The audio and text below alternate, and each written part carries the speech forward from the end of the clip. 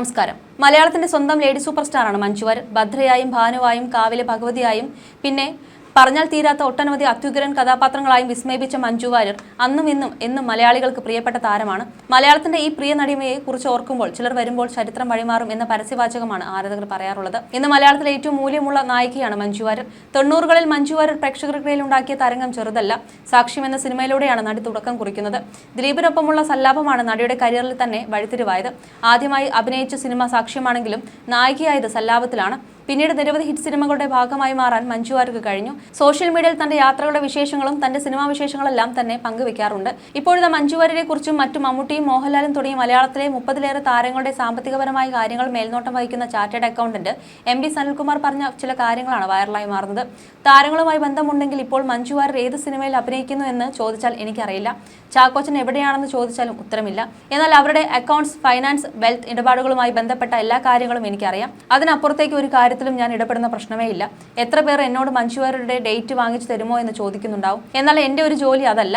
ഞാൻ ചെയ്യില്ല എന്നതായിരിക്കും എന്റെ മറുപടി. അങ്ങനെ പറയുമ്പോൾ എന്താ, രണ്ട് വിരോധികൾ കൂടും. എന്നാൽ അത് എനിക്കൊരു പ്രശ്നമല്ല. അവർ വിരോധികളായിക്കൊള്ളട്ടെ, അതിന് എനിക്ക് എന്താണ്? അവർക്ക് ഡേറ്റ് വാങ്ങിക്കൊടുത്ത് ആ സിനിമ മോശമായാൽ നാളെ മഞ്ജു വാര്യർ എന്റെ വിരോധിയായി മാറിയേക്കും. അതുകൊണ്ട് ഇത്തരം വിഷയങ്ങളിൽ ഞാൻ ഇടപെടാറില്ല. ഇവിടെ നിന്നും ഇറങ്ങിയിട്ട് നിങ്ങൾ കുഞ്ചാക്കോ ബോബനെ വിളിച്ച് ഞാൻ ഇങ്ങനെ പറഞ്ഞിട്ടുണ്ട്, അത് ശരിയോ തെറ്റോ എന്ന് ചോദിച്ചു നോക്ക്. തീർത്തും ശരിയാണ് എന്നല്ലാത്ത അദ്ദേഹം മറ്റൊരു വാക്ക് പറയില്ല.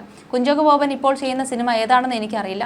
ഒരു സിനിമയ്ക്ക് ഡേറ്റ് കൊടുക്കുമോ എന്ന് ചോദിച്ചിട്ടില്ല, ഇനി ചോദിക്കുകയുമില്ല. മമ്മൂട്ടി വഴിയാണ് സിനിമാ രംഗത്തേക്ക് കടന്നു വരുന്നതെങ്കിലും ഇന്ന് മോഹൻലാലിന്റെ ഏറ്റവും അടുത്ത സുഹൃത്ത് കൂടിയാണ് സനിൽകുമാർ. മാത്രമല്ല, ഞാൻ അഭിനയിക്കാനായി ഇറങ്ങിയെന്ന് അറിഞ്ഞാൽ മമ്മൂട്ടി സാർ എന്നെ ചീത്ത പറയും. അദ്ദേഹത്തിന് വീണ്ടും ചോലയായി എന്ന് പറയുന്ന സീരിയലിൽ എന്നെ നായകനായിട്ട് അഭിനയിക്കാൻ അതിന്റെ സംവിധായകൻ എൻ്റെ ഇതേ റൂമിൽ വന്ന് ഇരുന്നിട്ടുണ്ട്. അന്ന് സോറി എന്ന് പറഞ്ഞ ആളാണ് ഞാൻ. കാരണം നേരത്തെ പറഞ്ഞതുപോലെ എൻ്റെ ഒരു ലൈഫ് അതല്ല. എന്തിനാണ് എല്ലായിടത്തും കയറി ഇങ്ങനെയാകുന്നതെന്ന് ഞാൻ ആലോചിക്കും. ലാലേട്ടൻ്റെ കൂടെയൊക്കെ എത്രയോ സിനിമാ സെറ്റുകളിൽ പോകുമ്പോൾ അവസരങ്ങൾ ലഭിച്ചിരുന്നു. ചാർട്ടേഡ് അക്കൗണ്ട് ആയിട്ട് തന്നെ അവസരം ലഭിച്ചു. ആദി എന്ന ചിത്രത്തിൽ ഒരു റെസ്റ്റോറൻറ്റ് സീനുണ്ട്. അതിൽ മോഹൻലാലും അദ്ദേഹത്തിൻ്റെ എല്ലാ സുഹൃത്തുക്കളുമുണ്ട്. എന്നെ മാത്രം കാണില്ല, ഞാൻ അതിന് പോകില്ല. എന്നെയും കൂടി ആ സീനിലേക്ക് ഉൾപ്പെടുത്താൻ തീരുമാനിച്ചിരുന്നു. എന്നാൽ അവന് ഇഷ്ടമല്ല, അവനെ വിട്ടേക്കൂ എന്ന് പറഞ്ഞ് ലാൽ സാർ തന്നെയാണെന്ന് സനിൽകുമാർ പറയുന്നു. ഒരു സിനിമ നിർമ്മിക്കുക എന്നുള്ളത് എന്നെ സംബന്ധിച്ച് ഏറ്റവും എളുപ്പമുള്ള കാര്യമാണെന്ന് പലരും പറയുന്നത് കേട്ടിട്ടുണ്ട്. നാളെ രാവിലെ മമ്മൂട്ടി സാറിനെയോ മോഹൻലാൽ സാറിനെയോ വിളിച്ച് ഒരു സിനിമ ചെയ്താലോ എന്ന് ചോദിച്ചാൽ അവർ സമ്മതിക്കും. ഞാനായതുകൊണ്ട് അവർക്കൊരു പൈസയും കൊടുക്കേണ്ടി വരില്ല. ചിലപ്പോൾ എൻ്റെ അഹങ്കാരമായിരിക്കാം. എന്നാൽ ഇന്ന് വരെ ഞാൻ അതേക്കുറിച്ച് ആലോചിച്ചിട്ടില്ല. ഇനി മരണം വരെ ചെയ്യുകയുമില്ല. ഞാൻ അത് ചെയ്യാൻ പാടില്ല എന്നുള്ളത് എൻ്റെ ഉത്തമ പ്രൊഫഷണൽ ബോധ്യമാണെന്നും സനിൽകുമാർ പറയുന്നു. മോഹൻലാലിനെ കുറിച്ചും സനിൽകുമാർ സംസാരിച്ചിരുന്നു.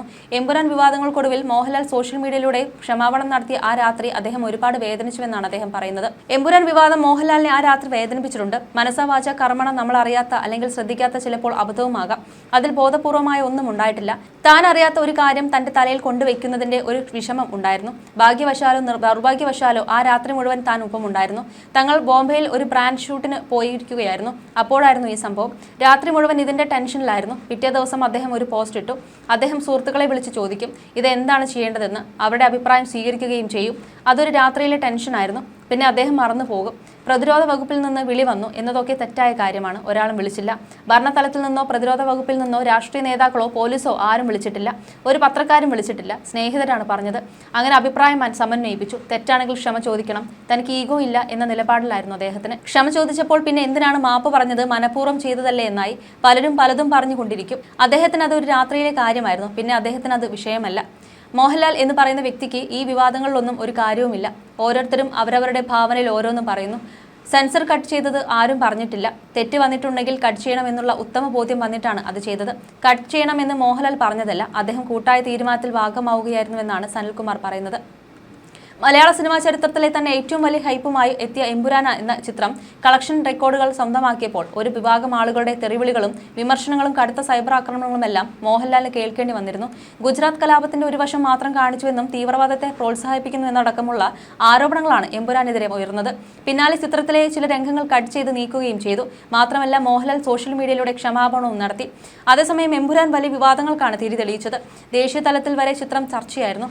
ഗുജറാത്ത് കലാപവുമായി ബന്ധപ്പെട്ട കാര്യങ്ങൾ കാര്യങ്ങൾ പരാമർശിച്ചതാണ് ചിത്രത്തിനെതിരെ വിമർശനം ഉയരാൻ കാരണമായത്. ചിത്രത്തിന്റെ റിലീസിന് പിന്നാലെ സംഘപരിവാർ അനുകൂലികൾ സിനിമയ്ക്കും അണിയറ പ്രവർത്തകർക്കുമെതിരെ രംഗത്തെത്തി. സെൻസർ ബോർഡിലെ RSS നോമിനികൾക്ക് വിഷയത്തിൽ വീഴ്ച പറ്റിയെന്നാണ് BJP ആരോപിച്ചത്. Thapasya general secretary GM Mahesh ഉൾപ്പെടെയുള്ള 4 പേരാണ് സെൻസർ ബോർഡ് കമ്മിറ്റിയിലുണ്ടായിരുന്നത്. ഇവർക്ക് വീഴ്ച സംഭവിച്ചു എന്ന് BJP അധ്യക്ഷൻ രാജീവ് ചന്ദ്രശേഖരും ആരോപിച്ചിരുന്നു. എന്നാൽ ചിത്രത്തിന് പിന്തുണ നൽകുമെന്നും അതിനുള്ള കാരണം സൗഹൃദം മാത്രമാണെന്നും അദ്ദേഹം കോർ കമ്മിറ്റിയിൽ പറഞ്ഞിരുന്നു. വിവാദങ്ങൾക്കൊടുവിൽ ചിത്രത്തിന്റെ 17 ഭാഗങ്ങൾ വെട്ടിമാറ്റിയാണ് തിയേറ്ററിൽ എത്തിച്ചത്. നേരത്തെ 10 സെക്കൻഡ് മാത്രമായിരുന്നു സെൻസർ ബോർഡ് ചിത്രത്തിൽ നിന്നും ഒഴിവാക്കാൻ ആവശ്യപ്പെട്ടിരുന്നത്. സ്ത്രീകൾക്കെതിരായ ആക്രമണവും ദേശീയ പതാകയുമായി ബന്ധപ്പെട്ട ഭാഗങ്ങളുമായിരുന്നു ഇത്. പിന്നാലെ ഗർഭിണിയെ ബലാത്സംഗം ചെയ്യുന്ന രംഗം ഒഴിവാക്കി. വിവാദമായ വില്ലന്റെ ബജ്രംഗി എന്ന പേര് മാറ്റിയും ചില സ്ഥലത്തിന്റെ പേരും അന്വേഷണ ഏജൻസികളുടെ ബോർഡും വെട്ടിമാറ്റിയാണ് എഡിറ്റിംഗ്. ചിത്രത്തിലെ ആദ്യ 20 മിനിറ്റ് നീക്കം ചെയ്യാനായിരുന്നു സെൻസർ ബോർഡിന്റെ നിർദ്ദേശമെന്നായിരുന്നു റിപ്പോർട്ട്. എന്നാൽ പിന്നീടുള്ള ചർച്ചയിൽ ചില ഭാഗങ്ങൾ മാത്രം എഡിറ്റ് ചെയ്താൽ മതിയെന്ന് തീരുമാനമാവുകയായിരുന്നു. എമ്പുരാൻ വിവാദത്തിൽ പൃഥ്വിരാജിനെ ഒറ്റപ്പെടുത്തേണ്ട കാര്യമില്ലെന്ന് നിർമ്മാതാവ് ആന്റണി പെരുമ്പാവൂർ മാധ്യമങ്ങളോട് പറഞ്ഞിരുന്നു. റീ എഡിറ്റിംഗ് എല്ലാവരുടെയും സമ്മതപ്രകാരമാണ്, അല്ലാതെ ആരുടെയും സമ്മർദ്ദം കാരണമല്ല. മോഹൻലാലിന് സിനിമ അറിയില്ല എന്ന് പറയുന്നതിനോട് യോജിപ്പില്ലെന്നും ആന്റണി പെരുമ്പാവൂർ വ്യക്തമാക്കിയിരുന്നു.